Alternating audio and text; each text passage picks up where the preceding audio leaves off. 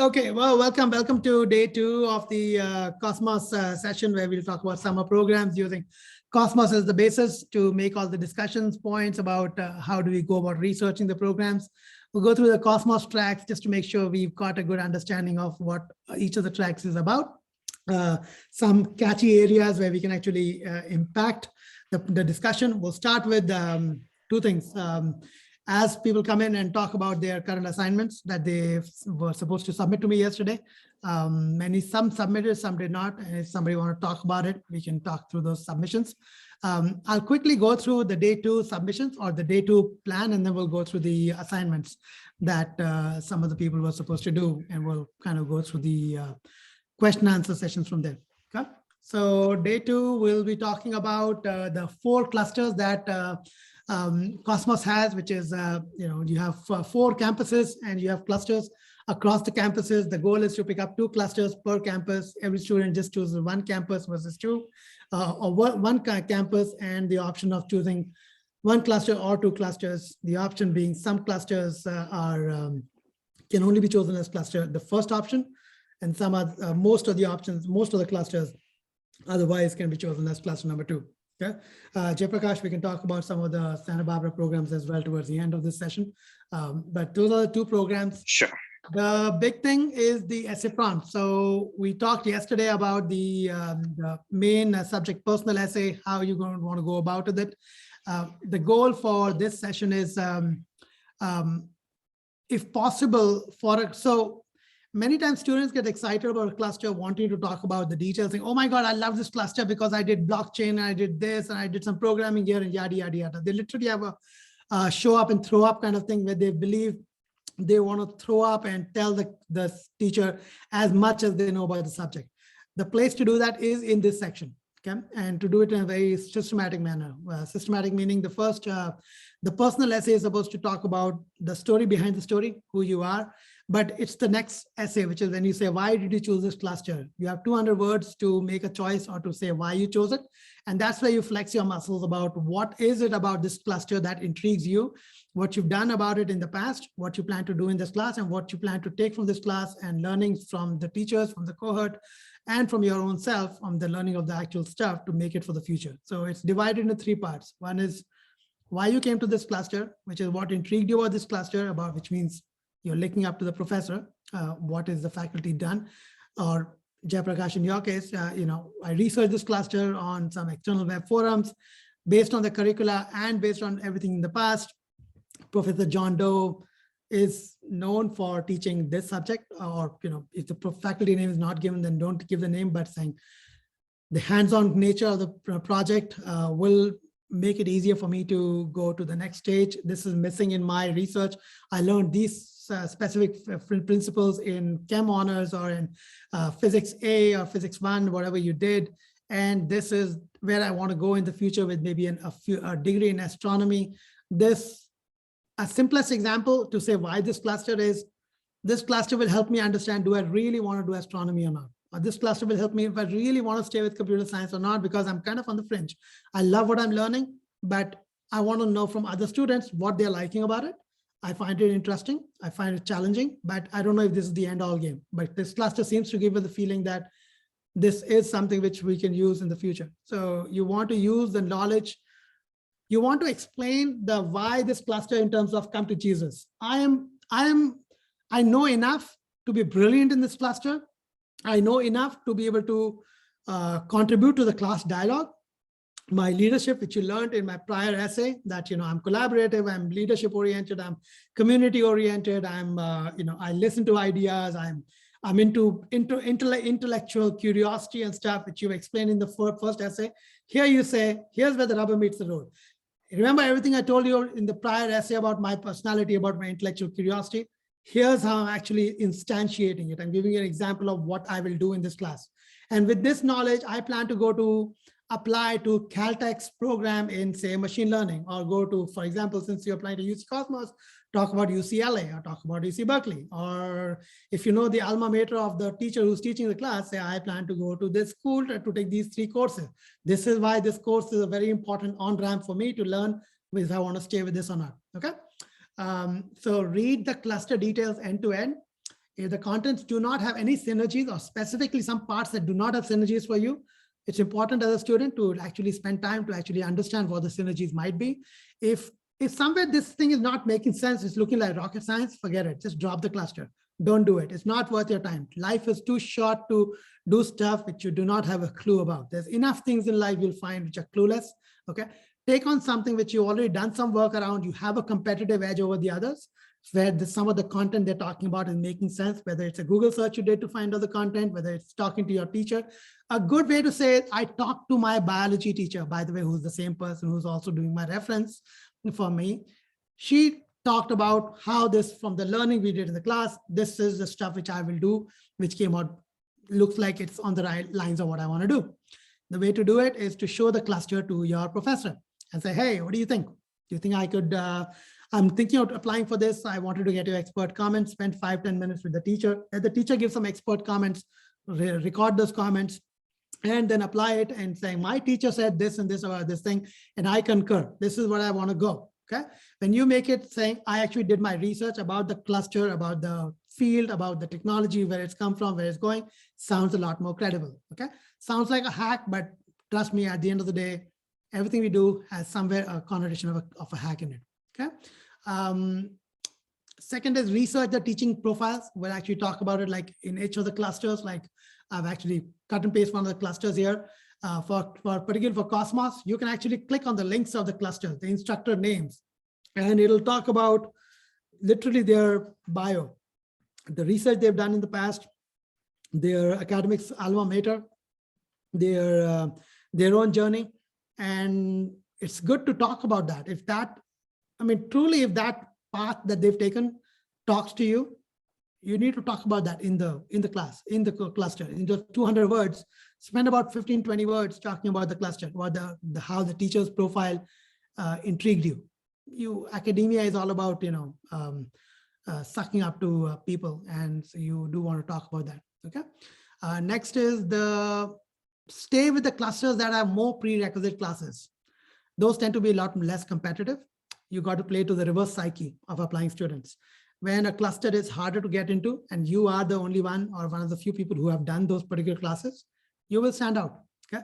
Try to stay with those clusters which sound harder, maybe sound harder and do not have as many prerequisites, or sound easy but have a lot of prerequisites. Both are game for applying. When you apply to a cluster it is easy to get into or does not have prerequisites and is fairly brain dead, like I'm going to talk about robotics 101. Stay away from those because those are going to be hard to get into. Okay, lots of people will apply to that. Again, apply to it as a cluster 2 as an option, but not as your first option. So that's kind of the high-level smart-ass frameworks I'm going to talk about. My hope was to really go into talking more about each of the clusters. Let's quickly go through some of the clusters. And but if anybody has any questions to those perspectives I shared about how do you find some of the people on those programs or what do you want to look for in those programs to apply to, here's a chance. You can put it in the chat or you can ask a question right away.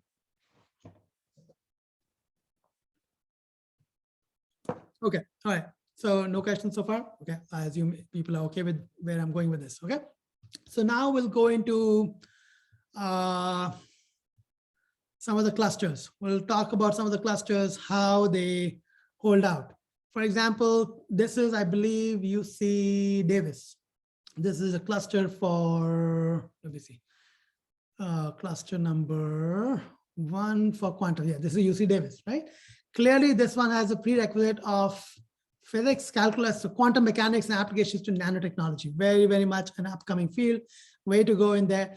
It talks about 1 year of physics, strongly recommended. When this says strongly recommended, means it's mandatory. Even if it says recommended, it's absolutely a given. So if you've never done physics before, this is not a thing you want to go into. Okay, good field trips, very strong with Lawrence Berkeley National Labs, strong Exploratorium in the San Francisco, good stuff. Okay, I'm not going to go into details of each of them. I'm just trying to give high level because this is programming in C, some kind of programming, quantum physics concept, but don't want to go into the details. Most of you, if you understand the concept, you'll be able to go into these concepts fairly quickly. Let's look at cluster number 2 for UC Davis, scientific method to technology applications. Clearly, a scientific method means it's research oriented. Okay, you can look at the instructors, and to the point I was talking earlier, you have a phone number for the guy, you have an email address for the guy. It's a great way to just reach out and say, hey, you don't have to reach out to the person, but you can see what this person's research is all about. You can follow this person online in their, you could find this person on LinkedIn, and you could start following this person, faculty or UC. No, I'm looking for something on LinkedIn. Yeah, there you go. This is the professor, same guy, right? Maybe that's the guy. No, it's somebody else. But the point is, you can find these professors right here. He's adjunct faculty. So Neil, great. Now we can find him from somewhere, his LinkedIn information. But anyway, the point is, you can find these people. You can start researching them. Young dude, you can see he's, will be open to a discussion. Definitely a part of mathematics. You can see from the fact that he's with mathematics and aerospace engineering, is that an interest for you? If those are not the interest areas for you, mechanical or aerospace engineering, forget it. Don't even think about it. Even though what you see over here is, it's a scientific method to technology applications, physics and engineering. But you also know that this dude is from the mechanical aerospace engineering and mathematics. So I don't care what he talks about, his discussions are going to stay around this area. So more than what you would see in the cluster is the details here, which is good for learning to say what field exists. The understanding of his specific research area will actually have more emphasis on you. Okay. Same thing with the introduction to engineering mechanics. When they say introduction, if it's something specific to it, speaks to you, like you've done some engineering work before and now you're looking at mechanical engineering as a concept, it's great. Okay. But if you've never worked with engineering concepts before, this might be an overshoot. And you can see there are like multiple professors over here. This does have a prerequisite of physics and calculus, not calc A, B, BC, none of that stuff, but physics and calc. So you know clearly if calculus and physics are involved, this is truly really meant for a junior, or very rarely will it be a sophomore who has taken physics and calculus by sophomore year. So you know clearly the yardstick has been set up, and you can see he's going to go into engineering and aerospace concepts, details over there. Very similar to the prior dude we were just looking at, which was here, foundation of modern sciences. This dude was going to be talking about, even though he talked about algebra 2 physics equivalent, when we went into his background, you could see his background is mathematics and aerospace engineering. So literally use that as a way to second guess your way. Lots of professors over here, might be an interesting one to just build some relationship with some of these professors to see what it is. Same thing with cluster number 4, intro to astrophysics. Now this could be an interesting one, but again, it's an intro. Algebra 2 or equivalent. So this is an area, Chetna, you could have very much, a third or somebody could apply for this simply because it's algebra 2. Okay, most of the students have done algebra 2 in some form or equivalent. So you can see this is because it's an intro to astrophysics and it only has this as a prerequisite. There will be a lot of people applying to this program. So you take it with a grain of salt. Is this something which you want to take as a cluster number 1 or cluster 2? Make it cluster 2, I would say. Don't make it cluster 1. Only if you're actually in love with astronomy and you want to do this, that's where you want to go. When a subject is something which is going to be seen by a lot, when you have a subject which is going to be intro subject, does not have too many prerequisites, you better be come in swinging knowledge of what cluster is about. Okay. Next one is computers and biophysics and robotics. Same, algebra 2 equivalent. Now this might be interesting because most students will get scared of biophysics. Okay, they understand robotics, but this will throw a lot of people off. Okay, biophysics. Okay, there is introduction to robotics. You can see work over here. Let's look at some of the professors. This Rajiv Singh dude is known. He's a very known professor of Cosmos. Davis professor. You can see the areas he's done some research around. You can see where he's come from. What you want to do is try to, if some of his research in biophysics focus on can DNA, you could literally make some of this as a part of your like, you could literally do a search on this, and find out, and you could literally make that the focus of your talk, where if there is a video on this subject, okay, talking about this DNA damage or molecular role in repairing DNA, use this to understand what the technology is about. It's a chicken and egg situation. Sometimes you know what you know, sometimes you just don't know. So you got to figure out by looking at this. You might not like the cluster, but when you spend some time researching some of these concepts, it builds a certain amount of confidence in you, saying why I don't like this particular, or maybe why I do like this particular cluster. Is this connecting with you guys, or is this, I just want to make sure this is important to you guys, and it's, because I'm going into different clusters to make a concept clear to everybody.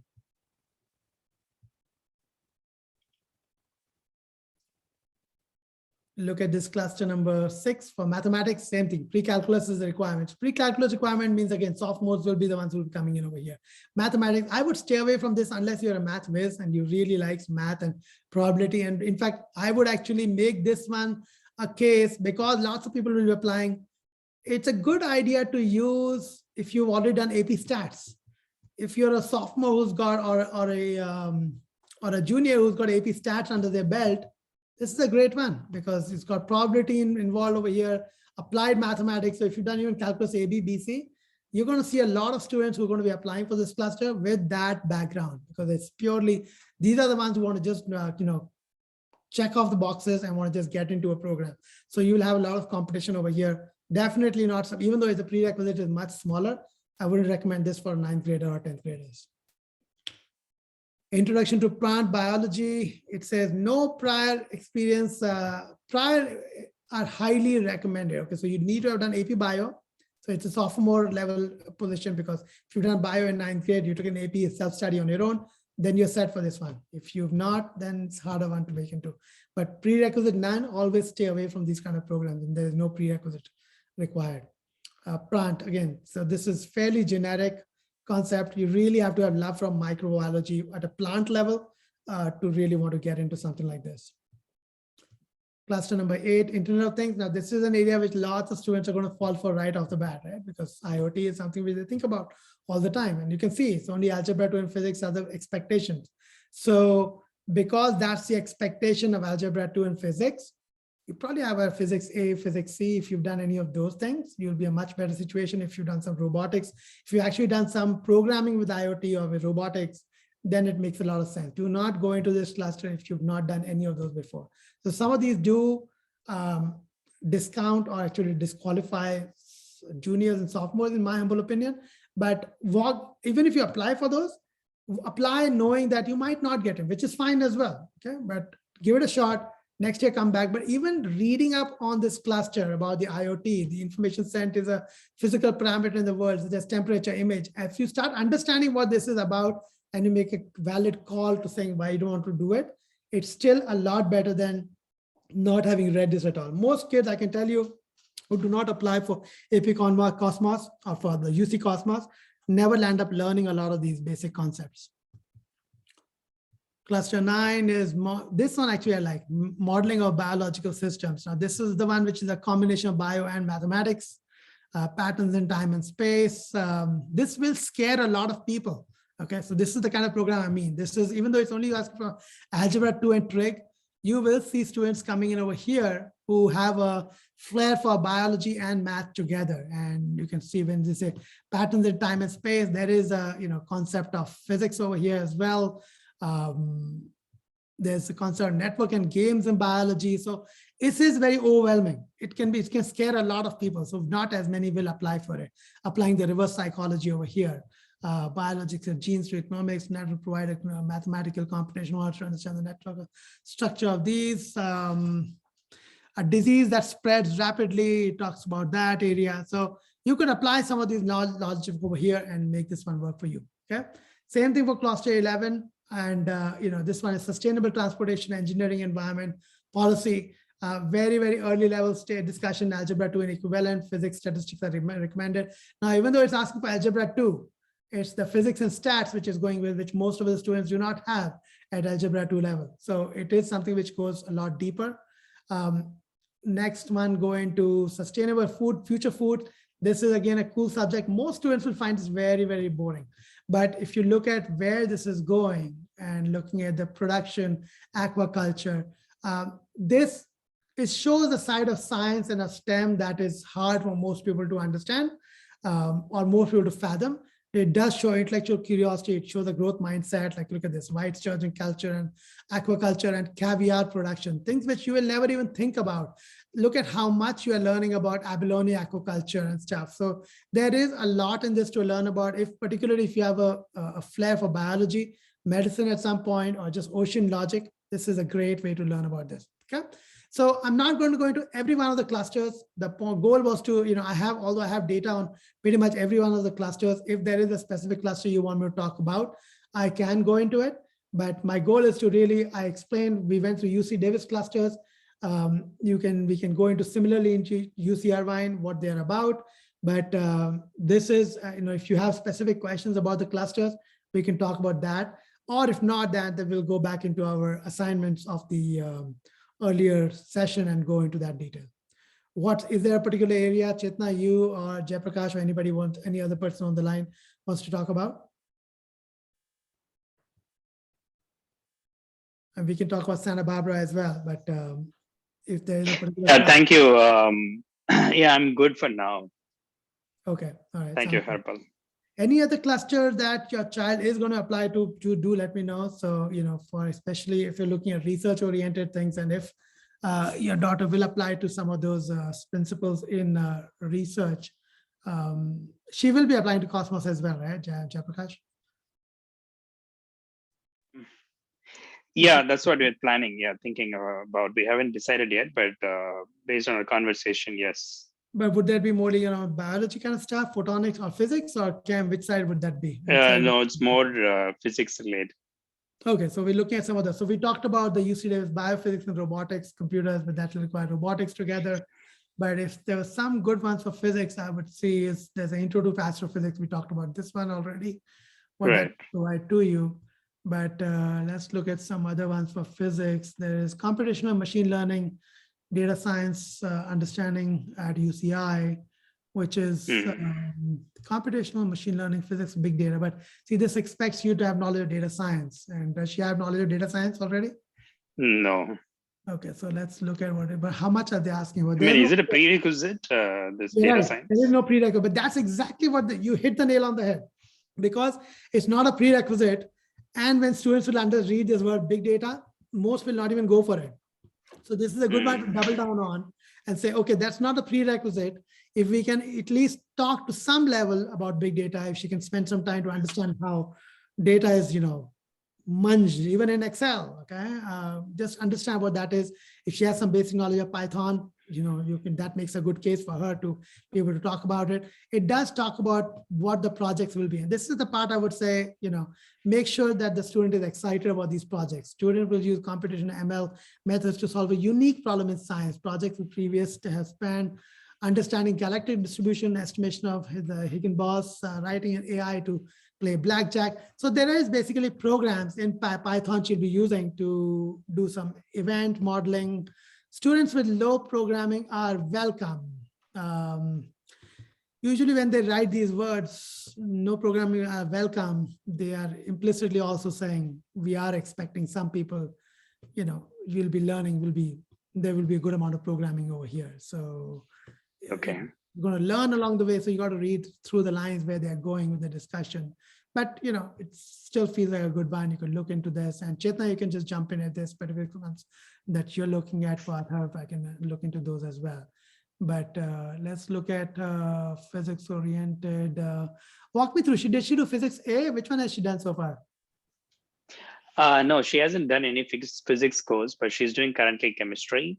But her interest lies in physics related areas, not in biology, certainly. How about programming? Has she done any programming? Yeah, she did Python. How about math? What level of math is she at? She's doing honor math. She finished algebra 2. Okay. All right. Yeah. Okay. Right. Yeah. So she's not pre-calc yet. Okay. So Let's look at No, some. pre-calc, I think she's doing or she has done. Okay. So that's part of the current one. Okay, sounds good. Let's look at some other ones for her. Backwards diversity, none of this will work for her. Number theory and discrete math might be an interesting one. The first choice cluster. So only thing is the problem over here becomes this: if you choose this cluster, you got to stay within this campus. And this one is purely math oriented. So this one could be an interesting one. Prefer 2 years of high school mathematics. So this you need to have 2 years done. So she is in sophomore year. So this could be a good one. She could consider. Yeah. Could be a good one there. Let's look at some other one for her. What is this robot inventors? What is this about? Look at this one. So robot inventors, if you go into number 11 here, it goes into algebra 2. So that's good. Integrated math 2. No program experience is expected. So she's good on this one. So that's definitely puts her over here. Robots have captured research, humanity. Cluster introduces exciting field, conceptualize. They learn about CAD, okay, machine sensors, principle, interacting with the world. It is required, have programming, okay, so we have some of that. Emphasis is towards no prior exposure. This might be actually ideal. Even though it says robotics on top, robot inventors, it's not expecting you to have learned, more like robotics 101. And I like such ones because they pull some people away, but they are interesting ones. Look at this one, autonomous vehicles. Okay, robotics. Cheta, has he done robotics at all? He's starting robotics now, right? Okay, I didn't have her allowed to talk. Now I can let her talk. Okay. Oh, can you hear me? Yeah, we can hear you. Thank God. So Yeah. what was the question, Harpa? Has he done anything in robotics so far, or is he just starting with robotics now? No, he just started. So this is a season. He's, I think, getting into JV. So they'll do this year in 9th grade. They do internal competitions. Okay. And then next year is when he'll get an opportunity to be part of This might still be worth it. If he actually reads up on this as well, might be worth this to look into. If this is something which he wants to look at, it could be interesting, and I'll talk to him more.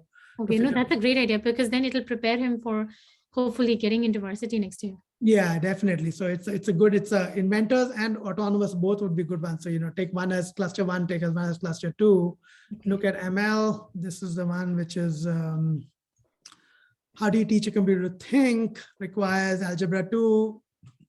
No prior clusters who have no limited prior program. Okay, so that takes care of some people. Python is not required. Okay. Machine learning, permeate. This, I think he liked it a lot. Exploring application, social science, engineering, habitat, animal conservation, Python language, introduce common packages. Some of this he's already done. I know. I thought he's been working on some of this stuff already. So this is good for him. So I would look for that. For Akshay, I would look at this kind of stuff like computers for everyday life. These are the lame ones, but as a sophomore, it's not a bad idea to even to try these. Are as a freshman, try going in some of these. So I was hearing, I was talking to my sister, and she had applied for her daughter when she was in 9th grade and didn't get in. Like, it's very hard for 9th graders to get in. Yes. She was saying maybe you want to try some less popular clusters, but I didn't want to just get in. Like, what are your thoughts on that strategy?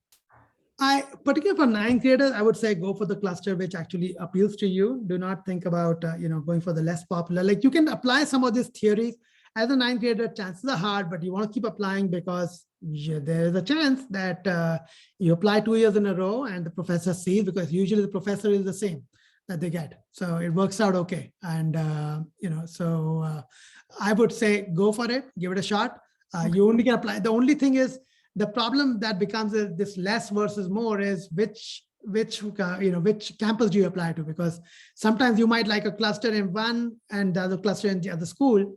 You have to kind of play a little bit of arithmetic over here to say, I'm going to apply to only this cluster or this campus. I'm going to apply to these 2 clusters over here. So, Ah. so a simple one would be like, for example, let's take Davis has some IoT modeling trust funders. I would not a whole lot in Davis really for these students. Irvine seems to be more in line. Let me see. Bio stuff. This is genome based, so this is not for either of you guys. Data science, health sciences might be worth actually. Let's see. Let's look at this one. Biological, medical, Alzheimer's. Have the student at least read this if it makes sense. If it doesn't make sense, let them read. So to say, why not? You know, I mean, I think a big part of, I feel, you know, this cluster, what Cosmos gives you is the ability to look at multiple other disciplines outside of what you already know about.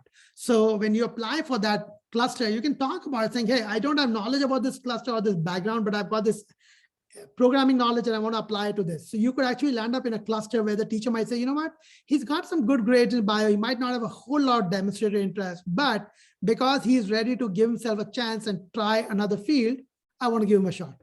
Okay. And UCs are known for being very, very open about giving the underdog a chance. Okay. So it's worth looking at, and we should, you know, like come up with some of your own. And then what we do is first say which cluster I want to give, first which campus, where do I have a better shot at 2 clusters, which I'll get a good shot at. Okay. So one of the first cluster got to be the one which is kind of in your realm. It is which you think you have a pretty good shot at.